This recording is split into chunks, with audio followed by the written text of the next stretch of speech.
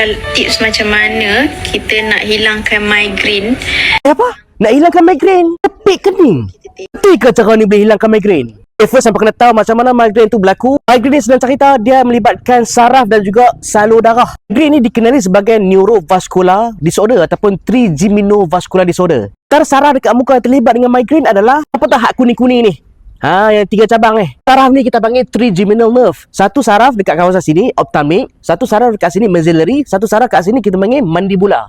Saraf ni lah yang terkesan yang menyebabkan apa sakit kepala migraine. Dan salur darah kawasan otak juga yang terlibat. Maksudnya salur darah dekat otak ni dikembang. Terlalu banyak darah mengalir mana mengakibatkan saraf sini jadi triggered. Dan over triggered, dia akan menyebabkan kesakitan. Dia ada explanation secara saintifik. Just memudahkan hampa faham. Migraine berlaku bila salur darah otak terlalu kembang dan juga overactive saraf pada muka, trigeminal nerve. Sebab itulah hampa perasan bila hampa minum benda yang berkafein, kesel latte ke, all black ke, migraine hampa boleh hilang. Sebab apa? Semua sebab kafein.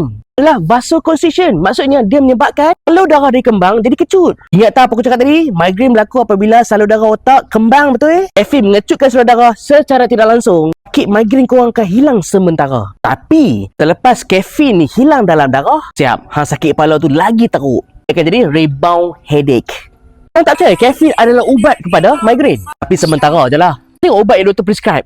Fort adalah ubat migraine. Gabungan ergotamin dengan kafein. Kafein membantu migraine, tetapi kejap je lah. Berbalik pada video sis ni. Apa kaitan migraine lepas tu dengan kepit dahi kita, dengan kening kita ni? Sebenarnya sis ni dah explain dah. Yes, ni semua ada kaitan dengan gate control theory of pain. Maksud dia macam ni. Susah nak faham datang ni tahu sebenarnya. Aku study medical dulu pun tak faham. Tapi sekarang aku faham dah lah. Antara contoh gate control theory of pain adalah, contoh kalau orang cubit badan hang. Sakit cubit untuk hilangkan sakit dah buat apa? Hang kan? Yes, rubbing betul.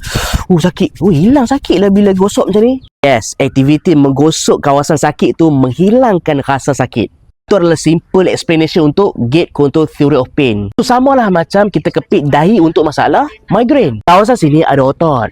Otot dekat mata ni. Otot kening kita panggil corrugator superciliary muscle. Otot dekat kawasan mata dalam ni kita panggil orbicularis muscle. So, bila korang ada migraine, secara tidak langsung otot kawasan mata ni akan ada tension sedikit. Dengan cara kepit macam ni, secara tidak langsung dia akan release a bit tension pada otot kawasan sini. Secara tidak langsung akan kurangkan rasa sakit untuk migraine. Ini gate control theory of pain. Pun ni cuma teori tetapi dia explain banyak sebab kenapa pain boleh hilang. Dengan cara gosokkan, dengan cara release tension pada otot. Macam bila hang pening. Bila hang pening hang banyak urut dahi kan, betul? Massage pada otot kita panggil frontalis muscle kat sini dapat kurangkan rasa sakit untuk headache, terutamanya tension headache. Ini sama, teori yang sama. Yes, gate control theory of pain. Conclusionnya, adakah yang ni rawatan migraine? Sebenarnya yang ni bukan rawatan utama. Yang ni lebih kepada korang boleh buat lah untuk kurang rasa sakit. Tapi rawatan utama migraine tetap ubat. Paracetamol, ibuprofen, celecoxib, sumatriptan. Yang ni sama juga Cafox. Antara rawatan utama untuk migraine.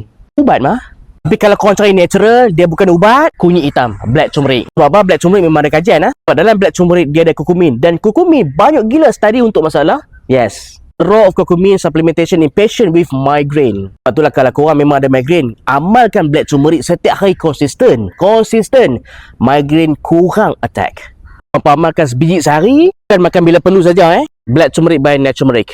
Okey, ni bentuk kapsul. Kami guna kapsul yang bukan DNA babi.